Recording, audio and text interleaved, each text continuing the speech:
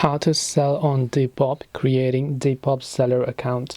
If you want to sell on Depop and you want to create a Depop seller account, simply open up your browser and simply type in Depop sell. You'll find the first link from Depop that says Depop start selling. So go to the seller website of Depop.